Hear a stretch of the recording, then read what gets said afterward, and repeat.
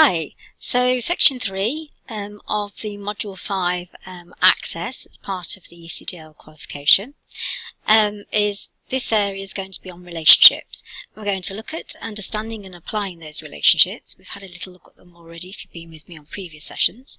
We're going to create various types of relationship, two in particular that we're going to look at, delete relationships, and then apply referential integrity, i.e. set of rules that validate information that's put into a database, and understand the implications of that referential integrity.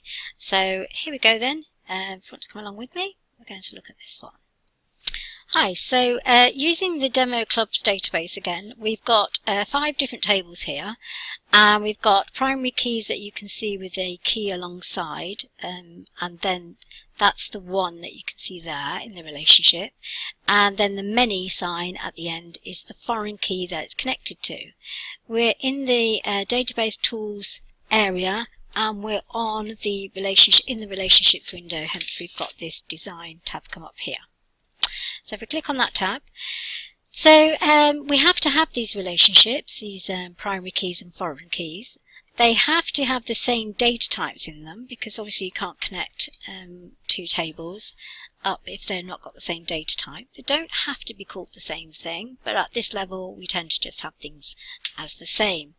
This table, just out of interest, is what they call a join. So in other words, when we created this database, you have subject areas, common subject areas within each of the tables. You can see they all sort of relate to each other in a sense. Whereas the club ref and the facility number were produced to connect up these two tables to a facility used by a club. So it was a way of getting these to connect because we didn't have a primary key and a foreign key that would work. Another way that people talk about relationships in databases is a parent and a child.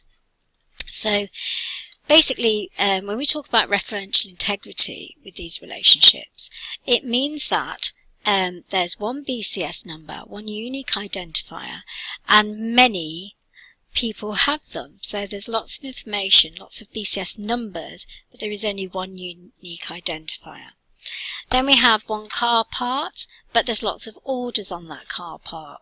So there'll be lots of serial numbers, if you like, on that one car part. So if we just close this window a minute and say yes, and go into one of our club, one of our tables, the club one, and you can see the relationships that we just looked at earlier with these expand and collapse buttons. If I do the contact one, you can see if I click on there, and then there's another table related. So if we go back into the database tools and back onto the relationships window, you can see that that contact and the way that it's connected up there, if we look at the contact table in here, you can see it there, and you can see it there, and then you can see that join there. Okay, so this is how they're related. So you can see them there. Now if you want to make any changes in the relationships, then you can't have these tables open, so you must close them before you can make any changes here. So if we wanted to delete this relationship and then apply it again, we can right click and delete. You can see that if I right click slightly off, it doesn't work. If I right click on the relationship, I can go into the edit relationship, or I can delete. So let's delete. It always warns you, it's quite a serious thing to do in a database. So I just warns you and I say yes. So obviously good advice would be to copy any original database that you're using, whether it's your own use, work or study, and try and test things on a copy. Never do it to the original. Okay, so we're going to reinstate this relationship, this one to many. So I'm going to click on my contact table contact ref field, and I'm going to hold onto it, and I'm going to drag it, and I'm going to drop it literally on top of the contact ref foreign field here and there. So you can see now that I've got my contact ref from my contact table and my contact ref there from my club table. And that's the way the exam will speak to you about creating relationships from the contact table to the club table, and you know it's going to be the same field name. Okay. If I just create here, it says it's a one-to-many because we've got a unique identifier and a foreign key, primary and foreign key. So if I create though, what happens is it actually is only a one-to-one. There's no symbols there. So be aware of it in the exam. If you do miss that you can redo it again. It's not the end of the world before you hit answer. So we'll delete it and OK.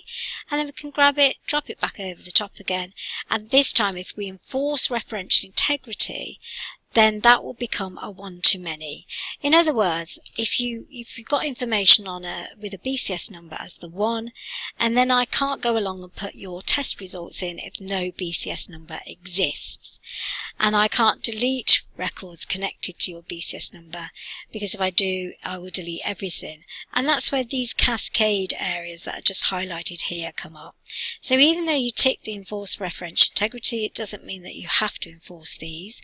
These will allow those updates to happen. So this one would allow update related records to be changed if I change 1 and it's not been enforced, the referential integrity has not been enforced. And this one will allow me to delete information connected in other tables that are related to the area I'm in. If I delete, it may go on and delete all the information connected to, for example, that BCS number. So then when I create, I can see that I've got the one-to-many, and if I double click, I can get back into that edit relationships. These can be deleted, these tables. If we go back to the design tab here, in an exam, if you couldn't see a particular table they wanted you to relate, there is a show table button. So if you click on there, you can see all of the tables in your database, all of the queries in your database, and then there's one with both. So if they ask you to bring in a query, for example, that wasn't there, you can click on it, add it to the grid at the back, and close the dialog box.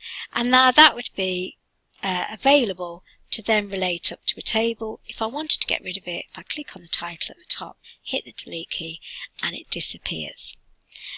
So we can see that that's how we do. If we want to close our relationship window, we close it and save.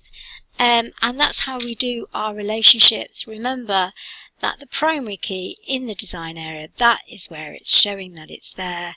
And that's what we looked at in our relationships. We could see it there. So it's all starting to come together. So now we're going to move on to the next section, section 4, editing, if you want to come along with me.